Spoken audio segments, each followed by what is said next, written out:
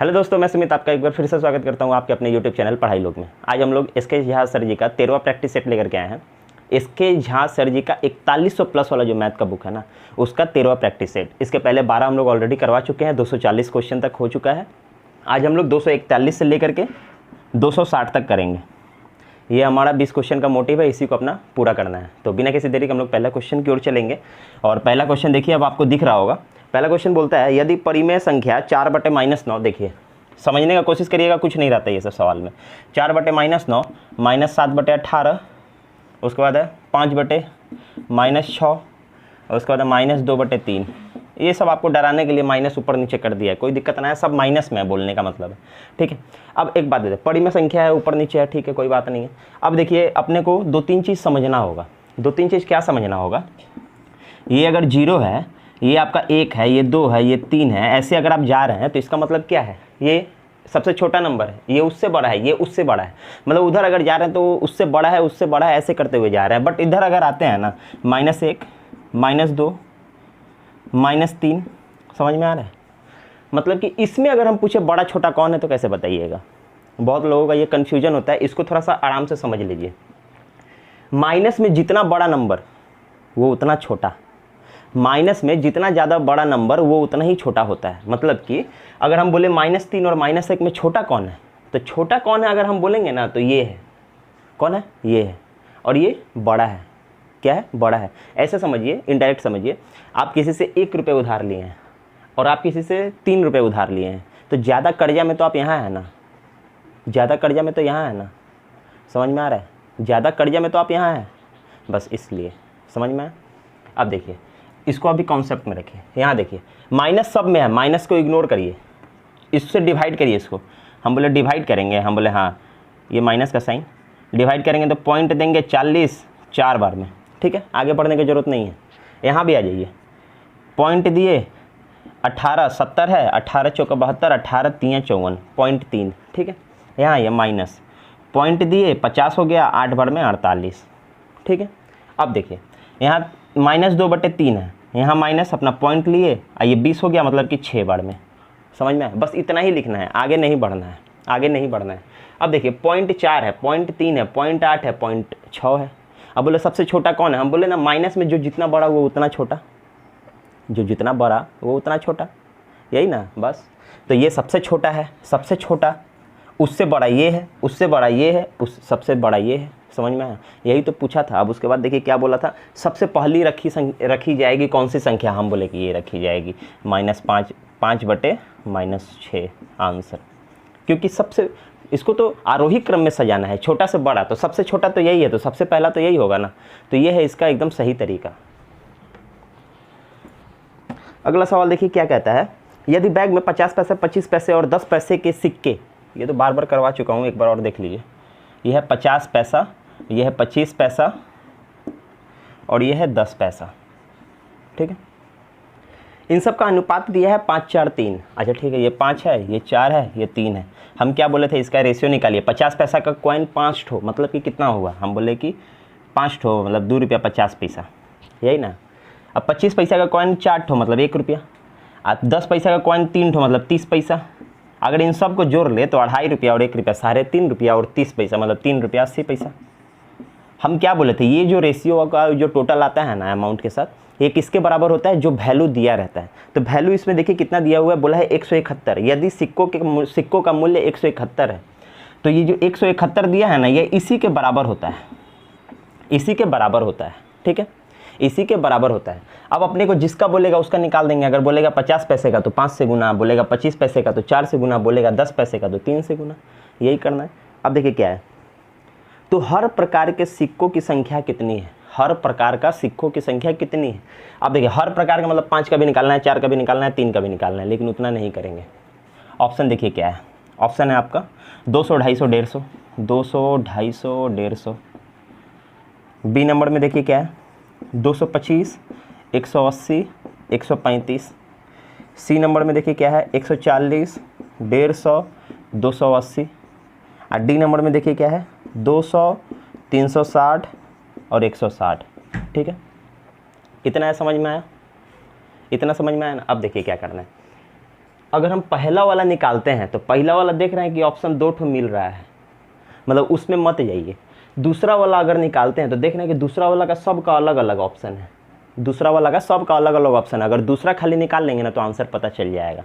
Option हमको नहीं दिख रहा था इसलिए लिख रहे थे। अब दूसरा वाला का रेशियो तो 4 दिया हुआ है, हम बोला अच्छा ठीक है 4 है, लीजिए यहाँ से हटाए तो 2 को 0 लगा दिए, ये 0 से 0 कट भी गया। अब देखिए ये 2 बार में आई 19 बार में, आई 19 से 9 बार में या 0 बार में, और 9 दूना 18, 0 180, मतलब दूसरा वाला कॉइन जो है वो 180 को होगा। यहाँ हमको दिख रहा है कि 180 वाला ये है, चुपचाप आंसर मारिए और निकल जाइए। समझ में आया? तीनों मत निकालिएगा, ऑप्शन उसी तरीके से रहेगा। इसमें मिल रहा था नहीं गया, अगर इसमें भी मिलता तो उसमें भी नहीं जाते, सी में चले जाते। समझ में आया? अब देखिए अगला सवाल क्या कहता है, 9876 प्लस, एक बार लिख लेते हैं, 9876 उसमें प्लस है 34.567, उसके बाद है 9908.221, यही ना करना है। यूनिट डिजिट से भी बना सकते हैं, लेकिन ऐसे ही बना लीजिए ना, क्या दिक्कत है। हम बोले इतना में इतना जोड़ना है, हम बोले हाँ जोड़ना है, तो यहाँ तो देखिए ना 5 6 7 तो उतना ही रहेगा, वहाँ पे तो उतना ही रहेगा। इसको जोड़ेंगे तो ये यूनिट डिजिट में तो इतना ही रहेगा। समझ में आया? अब इस यूनिट डिजिट से इसको घटाएंगे तो यहाँ आएगा मेरा 6, यहाँ आएगा मेरा 4, यहाँ आएगा 3। समझ में आया? मतलब कि अब देखिए खाली यूनिट डिजिट से खेला कर रहे हैं। 0.346 होना चाहिए ऑप्शन में, 0.346 होना चाहिए। समझ में आया? अब देखिए ना ऑप्शन आपको दिख रहा होगा, ऑप्शन नंबर डी देखिए, डी 2.346, ये वाला जो हम बोल रहे हैं 0.346 वो तो मेरा मिल रहा है ना। ऑप्शन डी मारिए, निकलिए ना, क्यों जोड़ घटाव करिएगा। समझ में आया? एग्जाम का क्वेश्चन है, स्मार्ट क्वेश्चन है। अगला क्वेश्चन देखिए क्या कहता है, यदि एक निश्चित राशि 3 वर्ष में 10% की चक्रवृद्धि ब्याज की दर से 6655 हो जाती है तो राशि ज्ञात करें। कुछ नहीं, हम आपको बार बार बताए हैं कि चुपचाप ग्राफ बनाइए। 10% रेट दिया है 3 साल, 3 साल का ग्राफ है, यहाँ भी 10% मिलेगा, यहाँ भी 10% मिलेगा, यहाँ भी 10% मिलेगा, ये परसेंटेज में लिख रहे हैं। इस 10% का भी तो 10% मिलेगा, चक्रवृद्धि ब्याज है तो इसका अगर 10% तो 1, इन दोनों का 10% यहाँ मिलेगा 2, और इस एक का भी 10% मिलेगा, मतलब 0.1। बार बार ये सब चीज़ समझाया है, आता होगा आपको। ये देखिए 10 20 30 33.1, मतलब 3 साल में 33.1% हमको इंटरेस्ट मिलेगा। लेकिन ये देखिए ना क्या बोला है, बोला है कि ब्याज की दर से 6655 हो जाती है, मतलब प्रिंसिपल जो है ना वो 6655 हो जाता है। मतलब कि ये जो 6655 जो है ये मेरा 100% तो है ही, प्रिंसिपल तो है ही, प्लस इंटरेस्ट है, मतलब 133.1 है। समझ में आया? प्रिंसिपल पूछा है ना तो हम बोले अच्छा ठीक है 100%, प्रिंसिपल मेरा 100% होता है। ये पॉइंट यहाँ से हटा दिए, को 0 यहाँ लगा दिए। देखिए ना सुंदर सुंदर नंबर है, 5 बार में कट रहा है, देख के समझ जाइएगा कि कट रहा है। 5 से 1000 को गुना करिए, बोले 5000 रुपया था। समझ में? ये है एकदम बेस्ट तरीका बनाने का। ये ग्राफ अगर यूटिलाइज करना आ गया आपको, सब सवाल बन जाएगा। अगला सवाल देखिए क्या कहता है, ए और बी एक कार्य को 50 दिन में पूरा कर सकते हैं, बी और सी इसे 37.5 दिन में पूरा कर सकते हैं, जबकि सी और ए इसी कार्य को 30 दिन में पूरा कर सकते हैं। ये सेम टू सेम सवाल ऑलरेडी करा चुका हूँ, एकदम सेम सवाल ऑलरेडी करा चुका हूँ, इसको कराने का कोई मतलब नहीं है। आगे बढ़ते हैं। वह अनुपात ज्ञात कीजिए जिसमें रेखा 4x प्लस वाई 4x+y = 13, ठीक है। दो बिंदुओं 1 6 और 6 1 पर जोड़ने वाले रेखाखंड को विभाजित करती है। ये बार बार बताया है, 2-3 सवाल इसका ऑलरेडी करवाया हूँ। यह है 1 6, यह है 6 1, यहाँ से कहीं से काटेगा, हम बोले m:1।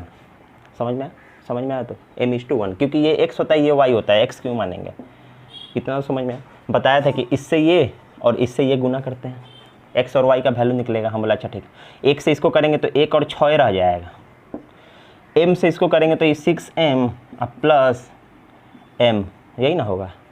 ये मेरा x है, ये y है, ये मेरा x है, ये y है, यही ना।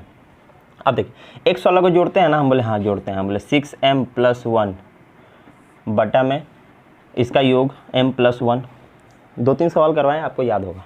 ये मैं x निकाल रहा हूँ, y अगर बोलूँ तो इधर हो गया 6, अब प्लस इधर हो गया m, अब बटे m+1। बस x निकाल लिए, y निकाल लिए और वहाँ पे पुट कर दीजिए, आंसर खत्म। हाँ ये ना देखिए, ये 4 है, x का वैल्यू हम लोग निकाले हैं 6m+1/m+1 प्लस y का वैल्यू हम लोग निकाले हैं 6+m/m+1 = 13। इसको अगर गुना कर दे, गुना तो क्या कोई दिक्कत है? हम बोले नहीं दिक्कत नहीं है। तो 6m जो था ना उसको 4 से गुना किए तो हो गया 24m। अब प्लस 1 जो था उसको 4 से किए तो ये हो गया, ये समझ में। अब इसका एलसीएम लेंगे, एलसीएम क्या लेंगे? एक ही है ना, तो एलसीएम तो वही होगा m+1। ऊपर वाला चुपचाप उतार देंगे, 24m + 4 + 6 + m = 13, यही ना। इसको सॉल्व करिए, देखिए 24m आ एक 25m, कितना हुआ 25m प्लस 6 4 10 बराबर ये m+1 को 13 से गुना करेंगे तो हम बोले 13m + 13, समझ में आया। अब देखिए 25m है, 13m इधर आएगा तो माइनस होगा ना, हम बोले हाँ, तो ये हो गया 12m बराबर इधर 13 है, 10 उधर जाएगा तो माइनस हो जाएगा, हम बोले 3, तो m बराबर 3/12, मतलब कि 1/4, मतलब यही अनुपात हो गया 1:4, 1:4, समझ में आया। तो ये आंसर आपका ऑप्शन नंबर कितना है? ऑप्शन नंबर है आपका कहाँ गया? D, option number D, 1:4 answer, समझ में आया। एकदम ईजी था, ध्यान दीजिएगा, 1-2 बार देखिएगा, समझ में आ जाएगा। अगला सवाल देखिए क्या कहता है, एक समचतुर्भुज का घूर्णी समरूपता का क्रम है, कुछ नहीं, समचतुर्भुज मतलब ये, यही ना, ये कितना बार घूमेगा तो एक ही जैसा हो जाएगा। इसको घुमा के देखिए, एक तो पेपर ऐसे काट लीजिएगा और उसको घुमा के देखिएगा, 2 बार मिलेगा, 2 बार मिलेगा, समझ में आया। मतलब ये ऐसे है, इसको अगर एक बार और घुमाएंगे, इसको एक बार और घुमाते हैं, ऐसे ऐसे घुमाते हैं तो ये क्या बन जाएगा? हम बोले ऐसे बनेगा, ऐसे बनेगा, ऐसे बनेगा, ऐसे बनेगा, ऐसे बनेगा, ऐसे, तो सेम तो होगा नहीं, लेकिन एक बार और जब घुमाएंगे ना तो फिर वो वैसा ही बन जाएगा, समझ में आया। मतलब कि 2 बार वो घूमेगा, एक जैसा 2 बार होगा। पेपर एक बार, एक ऐसा पेपर एक बार काट लीजिएगा, उसको घुमा घुमा के देखिएगा ना, समझ में आ जाएगा। अगला सवाल देखिए क्या कहता है, यदि x 5 दशमलव स्थान तक पूर्णांक है, नंबर क्या दिया है? 70,000, 70,000, ठीक है। 5 अंक बोलेगा ना तो यहाँ पे 5 ठो जीरो कर दीजिए पहले, ठीक है। 5 अंक बोला, 1 ठो बढ़ा दीजिए। अब उसके बाद देखिए क्या करना है, एक बार 5 कम लिखना है, एक बार 5 ज़्यादा लिखना है। तो ये हो गया मेरा कितना, 3 2 5, 7 लाख, 7 लाख। इसमें से 5 पहले घटाएंगे, 5 बोला है, 5 घटाएंगे तो कितना होगा? हम बोले 6,99,995, ठीक है। x यही होगा, इससे x बड़ा होगा या बराबर होगा, और किससे छोटा होगा तो इसमें 5 जोड़ दीजिए। हम बोले अच्छा ठीक है, 7 लाख में 5 जोड़ना है ना, लीजिए, समझ में आया। जब भी ऐसा सवाल है, 5 बोले तो 6 अंक कर देंगे, 6 बोले तो 7 अंक कर देंगे, 4 अंक था मेरे पास, 5 बोला था तो उसको 1 बढ़ा दिए थे, समझ में आया।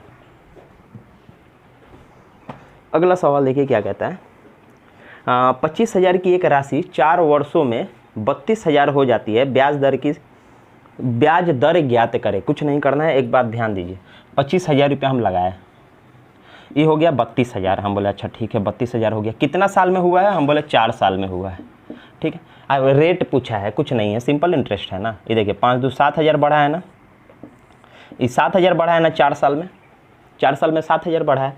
अरे तो 7,000 अगर 4 साल में बढ़ा है तो 1 साल में कितना बढ़ा है? हम बोले कि 1 साल में, हम बोले कि 4 एकम 4 30, 7 बार में 28, 5 बार में 0 बार में 1750 रुपया हर साल बढ़ता है, 1750 रुपया। हम बोले हाँ, हम बोले अच्छा ठीक है, 25,000 रुपया लगाए हैं, 1750 इसका कितना परसेंट है, कितना परसेंट है, यही ना पूछा है, बस ख़त्म हो गया सवाल।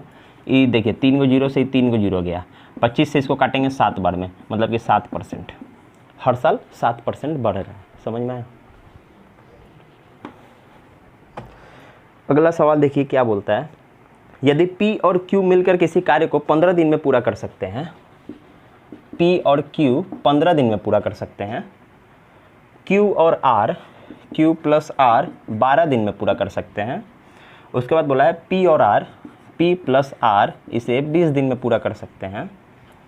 तो तीनों मिलकर उसी कार्य को कितने दिन में पूरा करेंगे? कुछ नहीं है। इसका एलसीएम लेंगे तो कितना होगा? हम बोले 20 20 या 60, 15 चौके 60, 12 25 60, अब 20 3 60, यही ना हुआ। अब देखिए P plus Q plus R सब देखिए दो दो ठो है, दो दो ठो है, मतलब ये दो को बराबर है। ये देखिए 5 4 9 3 12, मतलब ये 2 से इसको अगर काट दिए तो 6, तीनों मिलके 6 काम करता है डेली, टोटल काम है 60। 6 से अगर भागा दे तो बोलेंगे नहीं 10 दिन में तीनों मिलके काम कर देगा। ये सब तो बार बार अब करा दिए हैं, समझ में? 10 दिन इसका आंसर। अगला सवाल देखिए क्या कहता है, tan a प्लस बी, ये देखिए फॉर्मूला दिया हुआ है, tan a प्लस बी, tan a प्लस बी इज इक्वल टू दिया है, equal to tan a plus tan b by 1 minus tan a into tan b।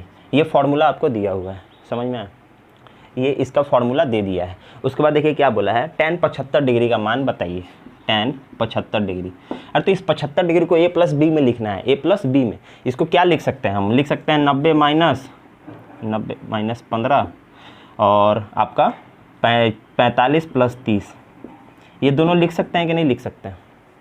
45 plus 30 या 90 माइनस 15, लेकिन हमको प्लस वाला वैल्यू चाहिए ना, प्लस वाला वैल्यू चाहिए, तो हमको इससे कोई मतलब नहीं है, हमको प्लस वाला वैल्यू चाहिए, प्लस वाला।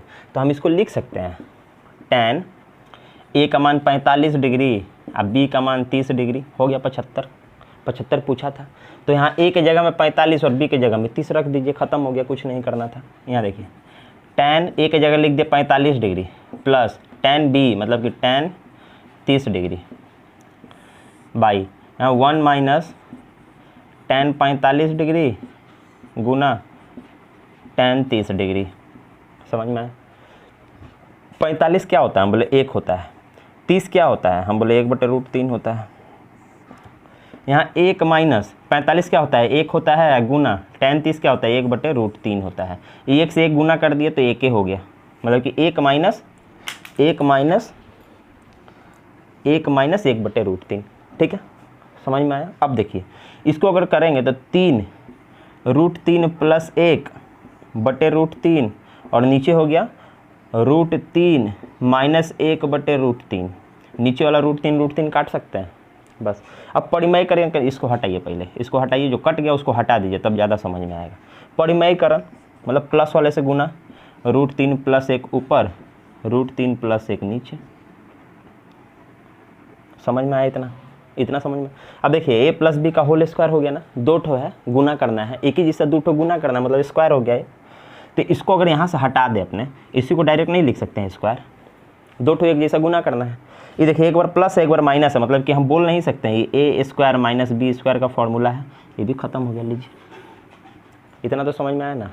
अब देखिए क्या होगा, यहाँ हो गया a² मतलब कि 3 प्लस 2ab मतलब कि 2√3 प्लस b का स्क्वायर मतलब 1, यही हुआ। अब देखिए इसको नीचे में अगर देखिएगा तो ये हो गया मेरा √3 का स्क्वायर करेंगे तो 3 अब माइनस 1, तो हम डायरेक्ट लिखेंगे नहीं, 2 डायरेक्ट लिख देंगे, 2 नीचे है 2। यहाँ देखिए 3 और 1 की 4 नहीं लिख सकते हैं, काहे नहीं लिख सकते हैं 4। अब यहाँ से हम 2 कॉमन नहीं ले सकते हैं, हम बोले ले सकते हैं, हम बोले अच्छा ठीक है ले लीजिए। हम बोले 2 कॉमन ले लिए, यहाँ बचा 2 प्लस √3 अब बटे और नीचे है 2, आई 2 से ही 2 को काट दिए तो क्या बचा? 2 प्लस √3 ऑप्शन में है कि नहीं? 2 प्लस √3 ऑप्शन नंबर सी। समझ में आया? अब देखिए अगला सवाल क्या कहता है, एक प्रवेशिका पाइप और एक निर्गम पाइप को एक टंकी को भरने और खाली करने के लिए 1-1 घंटे के क्रम में खोला जाता है। मतलब 1 घंटा भरने वाला पाइप खोलेंगे और 1 घंटा खाली करने वाला पाइप खोलेंगे। टंकी के खाली होने पर शुरुआत प्रवेशिक पाइप से की जाती है, मतलब कि जब खाली रहता है तो सबसे पहले भरने वाला पाइप चालू करेंगे। खाली टंकी को भरने में प्रवेशिक पाइप को, मतलब कि ये जो प्रवेशी पाइप है, मतलब कि ए जो है वो मेरा 10.5 घंटा में भर सकता है, 10.5 घंटा में भर सकता है। और निर्गम पाइप भरी हुई टंकी को 35 घंटा में खाली कर सकते हैं। मतलब एगो बी पाइप है जो खाली करेगा, वो 35 घंटा उसको लगेगा खाली करने में। उसके बाद क्या बोला, खाली कर सकता है। टंकी को भरने में कितना समय लगेगा अगर 1-1 घंटा चलाएंगे तो? पहले तो टोटल कैपेसिटी निकालेंगे। हम बोले कैपेसिटी निकाले 35 तियाँ 105, माने कि 105 एलसीएम सिखाया ना, बस ये 10 बार में और ये 3 बार में। मतलब कि ये हर घंटा 10 भरेगा, ये हर घंटा 3 खाली करेगा। मतलब कि अगर हम बोले ए अगर 1 घंटा काम करे तो 10 भरेगा, और वही बी अगर 10 भरेगा, और वही बी अगर 1 घंटा काम करे तो 3 खाली करेगा। तो हम बोल सकते हैं कि 2 घंटा में ही लोग 7 भरेगा, 7 लीटर भरेगा। टोटल 105 लीटर चाहिए, तो 7 लीटर भरेगा 2 घंटा में, तो 4 घंटा में 14, डबल करते जाइए जितना ज़्यादा। तो हम बोला अच्छा ठीक है। एक आइडिया लेना होगा, ऐसा नंबर सोचिए ना जो आपका 105 से कम हो, 105 से कम हो, कम से कम 10 दिया है ना यहाँ पे, 7, 8, 10 कम हो, ऐसा ही कुछ नंबर आपको सोचना है। तो हम बोले 7 है ना, 7 को कितना बार गुना करेंगे? हम बोले 10 बार करेंगे तो 70, अब 5 बार करेंगे तो 105, लेकिन वो नहीं होगा, गलती हो जाएगा, क्योंकि ये तो 10 भरता है ना, खाली क्यों लेंगे हम? तो 105 मत जाइएगा। हम बोले कि 15 बार में तो पूरा 105 हो जाता है। हम बोले 14 बार लीजिए ना, कोई दिक्कत नहीं है। हम बोले अच्छा ठीक है, 14 से गुना कर दे। हम बोले हाँ। हम बोले 28 घंटा में कितना भरेगा? हम बोले 14 और 7, 14 7, हम बोले 98 लीटर, ठीक है ना। 28 घंटा में 98 लीटर भरेगा। तो 98 लीटर तो हम भर दिए, कितना देर में? 28 घंटा में। 28 घंटा में तो 98 भर दिया, तो बचा कितना? 7 बचा है। अब वो 10 से ना भरेगा, 7 जो है वो 10 से ना भरेगा। हम बोले हाँ, ये 7 जो है 10 से भरेगा, लेकिन 10 तो प्रति घंटा यूनिट है ना, हमको तो मिनट में अब चाहिए, घंटा से तो हो नहीं रहा है। हम बोले अच्छा ठीक है, इसको काटिए ना। हम बोले 42 मिनट, कितना? 42 मिनट। तो हम बोल सकते हैं 28 घंटा 42 मिनट में टंकी भर जाएगा।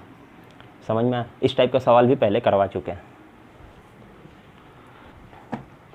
अब देखिए अगला सवाल क्या कहता है, चक्रवृद्धि ब्याज की 8 सही 1/3%, 8 सही 1/3%, मतलब कि 8 तरीके 24, 25/3%, तो परसेंट है तो नीचे 100, इससे अगर इसको काट दे तो 4, मतलब हम बोल सकते हैं 1/12 दिया हुआ है, 1/12 दिया हुआ है।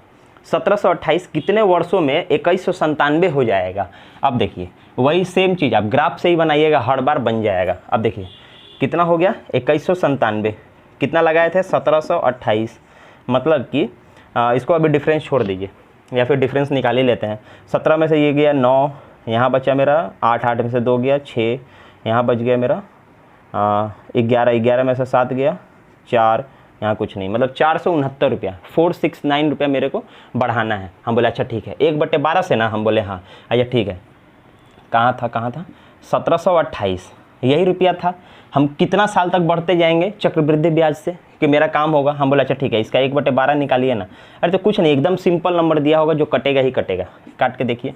हम बोले 12 एकम 12, अच्छा ठीक है, 12 यहाँ गया, यहाँ बच गया 52, 12 चौके 48, 12 चौके 48, देखिए 144, मतलब 144 तो यहाँ मिलेगा, 144 यहाँ भी मिलेगा, ठीक है। अब इस इंटरेस्ट का भी तो इंटरेस्ट मिलेगा, तो 144 का अगर 1/12 निकाले तो कितना होगा? हम बोले 12 होगा, ये तो दिख रहा है, यहाँ 12 होगा। अब देखिए कि हुआ क्या? 469, हम बोले 288 नहीं हुआ, मतलब 1 साल और भागेंगे, कम से कम 1 साल और भागेंगे, तो यहाँ तो 144 मिलेगा ही। अब इसका भी 1/12, इसका भी 1/12, इसका भी 1/12, बस। अब देखिए इसका 1/12 तो 12 ही होगा, इसका भी 12 होगा, अब 12 का 1/12 1 होगा, यही ना। अब देखिए 300, 420, 432 और 36, 432 और 36 और 137, ये देखिए ना, हो नहीं गया 469, मतलब 3 साल में। कैलकुलेशन फास्ट रखिएगा, 20 सेकंड में सवाल बन जाएगा। ये मैं आपको समझाने के लिए इतना तामझाम कर रहा हूँ, वहाँ तो कुछ नहीं करना है, समझ में आया? यह सही तरीका, मतलब कि 1 साल 2 साल और ये 3 साल, मतलब कि 3 साल लगेगा, 3 साल लगेगा 1728 को 2197 होने में, समझ में आया? अगला सवाल देखिए क्या कहता है, एक समचतुर्भुज का विकर्णों की लंबाई, देखिए समचतुर्भुज बहुत बढ़िया से समझाया है, यह समचतुर्भुज, ठीक है। विकर्ण का लंबाई इसका दिया हुआ है, विकर्ण का लंबाई क्या दिया हुआ है? 16 और 12, एक तो 16 है एक तो 12 है। हम बार बार बताएं कि दोनों बराबर बराबर काटता है, मतलब ये अगर 16 है तो ये 8 है, ये भी 8 है, ये अगर 12 है तो ये 6 है, ये भी 6 है, इतना तो समझ में आएगा। ये भी बताए थे कि ये 90 डिग्री पे कोण बनाता है, ये भी मालूम है बस। ये 8 है, ये 6 है। अब देखिए यहाँ पे बोला क्या है,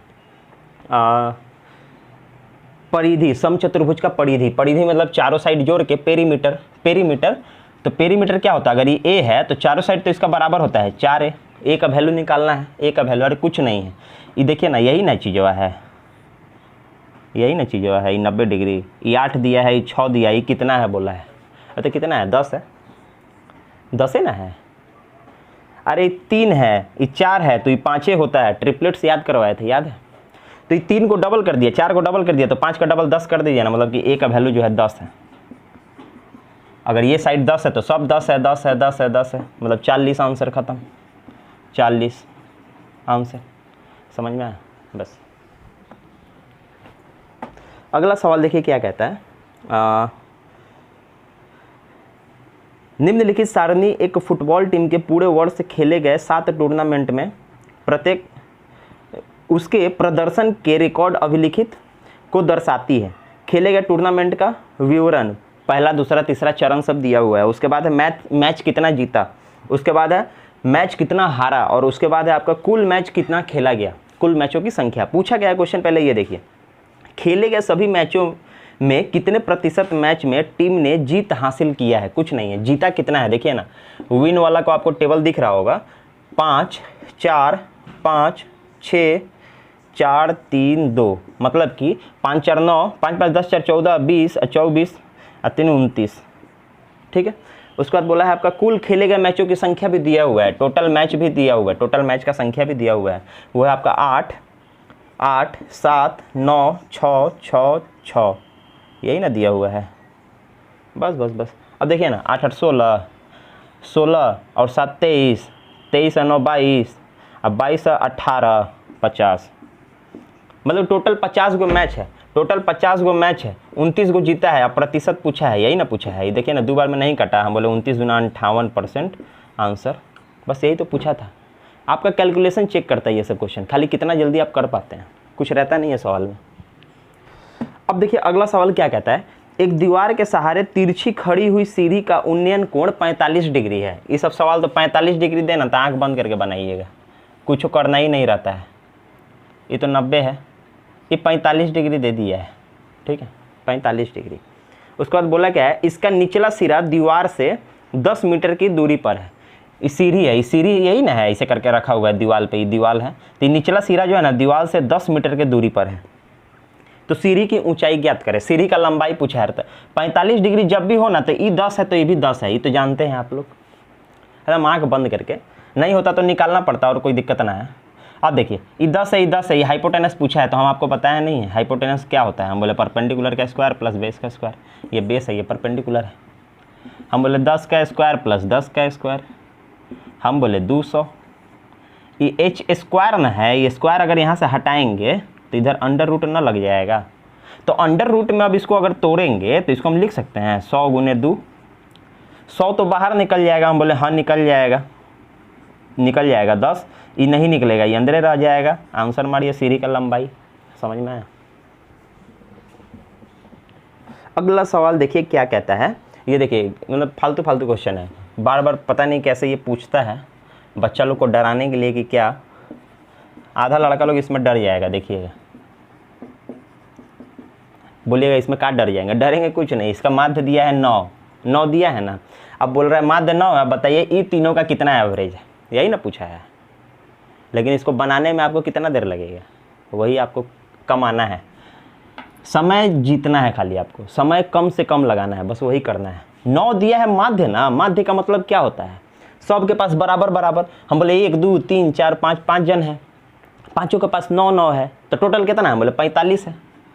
एग्जाम हॉल में डायरेक्ट बनाइए, समझ में आया? 45 लिखिएगा, उसके बाद ये सब जोड़ लीजिएगा नंबर और उससे घटा दीजिएगा। कैसे जोड़िएगा, मतलब 5 3 8 8 8 16 और 16 9 25, 25 वहाँ से घटा लीजिए ना, 25 यहाँ से घटा लीजिए, लिखिए 20, ये सब खत्म हो गया, ये खत्म हो गया, ये खत्म हो गया, ये खत्म हो गया। अब देखिए 5 गो एक्स बचा है, अरे तो 5 गो एक्स से के ना बराबर हुआ, ये 5 से 4 बार में कटा, एक्स का वैल्यू 4 नहीं है, यहाँ था 9, यहाँ 8 और यहाँ 5, यही ना था, यही तीनों का तो पूछा है एवरेज। एक्स का वैल्यू 4 निकाल लिया, बोले 5 4 9 प्लस 8 4 12 प्लस 9 4 13, बस इसका एवरेज, एवरेज मतलब कुछ नहीं, इस सब जोड़िए और 3 अक्षर है 3 से भागा दीजिए, कुछ नहीं, जोड़ना क्या है, मतलब 12 25 25 9 34, 34/3 आंसर मारिए, ख़त्म। समझ में आया? डायरेक्ट करना, कुछ चीज़ों को सीखिए, ये बहुत ईजी है। इतना ईजी क्यों देता है वो? सिर्फ आपका टाइम घटाने के लिए। अगला सवाल देखिए क्या कहता है, यदि 3√5, देखिए कुछ नहीं है, 3√5 प्लस √125 बराबर है 17.84, तो आपका √80 प्लस 7√5 का वैल्यू क्या होगा, यही ना पूछा है, कुछ नहीं है। पहले सबको ठीक करिए, हम बोले हुआ 3√5 प्लस ये हो गया मेरा 5√5, यही ना हुआ। तोड़ने आता है कि नहीं आता है? 125 को अगर हम लिख दे 5 × 5 × 5 तो कोई दिक्कत, ये 2 बाहर निकल गया, एगो भीतर रह गया, वही तो = 17.84। इसको अगर सॉल्व करें, देख रहे हैं एक ही जैसा है ना, तो हम बोले 8√5 बराबर है 17.84 का, यही ना, इधर आइए, ये 80 है ना, हम बोले हाँ 16 25 80, 16 निकल जाएगा, 4 बाहर और नीचे 5 प्लस 7√5 बराबर क्या, अरे कुछ नहीं, 7 4 11√5 का वैल्यू पूछा है। यहाँ से बनाइए ना, इस 17.84 जो है ये 8√5 के बराबर है, हमको 11√5 चाहिए, ख़त्म हो गया, √5 से √5 काटिए, पॉइंट यहाँ से हटा दिए तो नीचे 0 लगा दे, छोड़ दीजिए, पॉइंट रहने दीजिए, इससे काटिए, 8 दूना 16, 8 दूना 16, 8 3 24, और 2 अक्षर के बाद पॉइंट, 2.23, 2.23 को 11 से गुना करना है, बच्चा वाला सवाल। 3 3 2 5, 2 2 4 और 2, यही ना है, 24.53, 2 अक्षर के बाद पॉइंट है, ये लीजिए 24.53 आंसर है कि नहीं है? ऑप्शन कहाँ गया ऑप्शन यार, बी नंबर ऑप्शन। समझ में? 11 से कैसे गुना करते हैं वो भी बताया है पहले। अगला सवाल देखिए क्या कहता है, राम के मासिक घरेलू खर्चों का प्रतिशत वितरण 4 खंड में निम्नलिखित है। एगो देखिए आपको पाई चार्ट दिख रहा होगा, जिसमें आपका सेविंग में 18%, पेट्रोल में 9%, EMI में 46%, ग्रोसरी में 27% है। उसका बोला है यदि वह 55,000 प्रति माह कमाता है, कितना? 55,000, ठीक है, 55,000 हर महीना कमाता है, तो प्रत्येक माह में उसके द्वारा भुगतान की जाने वाली EMI कितना होगा? हम बोले अच्छा ठीक है, EMI हमको दिख रहा है कि 46% है, मतलब इसका 46% निकालना है। 46% मत निकालिएगा, गुना करते रह जाइएगा, इसको बढ़िया नंबर लिखे पहले, 55,000 आपको समझ में आएगा। 46% हम बोले आधा कर दीजिए, 50%, हम बोले आधा कर दें, हम बोले हाँ 2 से काटिए, हम बोले 2 दूने 4, 2 7 14, 2 5 10, 0 0, 27,500 आधा, ठीक है। ये 50% है, हमको 46% चाहिए, हम बोले 4% और घटाना है, हम बोले हाँ, हम बोले ये 10%, आइए 1%, मतलब कि 550 मेरा 1% है, ये सब तो बताएं आपको। 550 1% है तो 1100 2% है, आप 2200 4% है, यही ना है, ख़त्म तो हो गया सवाल। 2200 रुपये अगर घटा लेते हैं अपना 4% तो हो गया, 50 में से 4% घटा लिए, तो कुछ नहीं, 0 0 3 5 2 25 300 आंसर ख़त्म। समझ में आया? बस।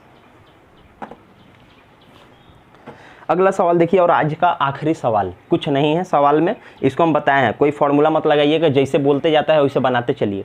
बोला है 25%, 20%, 10% के क्रमिक बट्टों के समतुल्य एक अकेला बट्टा है, कुछ नहीं है। 3 को डिस्काउंट दिए, तीनों मिला के एगो डिस्काउंट बताइए कितना है? हम बोले कुछ नहीं है, हम बोले 100 था ना मेरा, हम बोले हाँ 100 था। पहले दिया है 25% डिस्काउंट, हम बोले पहले 25 रुपया कम कर दिया, डिस्काउंट कर दिया, 75 बचा।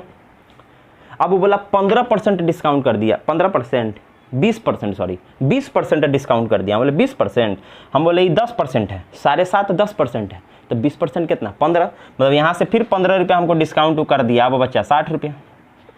अब 60 रुपये में बोला है 10% डिस्काउंट किया, तो 10% तो 6 ना होगा, इतना ही ना डिस्काउंट किया, इतना ही ना डिस्काउंट किया, अरे तो कुछ तो नहीं है। 25 अब 5 30 10 40 अच्छा 46%, 46% डिस्काउंट दिया टोटल, यही ना। इस टाइप का सवाल को इसी तरीके से बार बार बनाइएगा। फिर हम लोग कल मिलते हैं कुछ नए क्वेश्चंस के साथ, मतलब आज 260 तक किए हम लोग, कल 261 से 280 तक हम लोग उसको कंप्लीट करेंगे। इसी तरीके से बढ़िया ये चलता रहेगा। और 1-2 दिन आपका डिले हो गया था बीच में क्लास, कुछ प्रॉब्लम था, तो अब डिले नहीं होगा, अब कोशिश करूँगा डेली ही जाएगा। तो आप लोग मन लगा के पढ़िए, क्योंकि ग्रुप डी का एग्ज़ाम भी नज़दीक आ गया है। और अगर आपको पसंद आता है तो हमारे क्लास को अपने दोस्तों के साथ शेयर करिए, ताकि उनको भी कुछ फ़ायदा मिल सके। जय हिंद, जय भारत।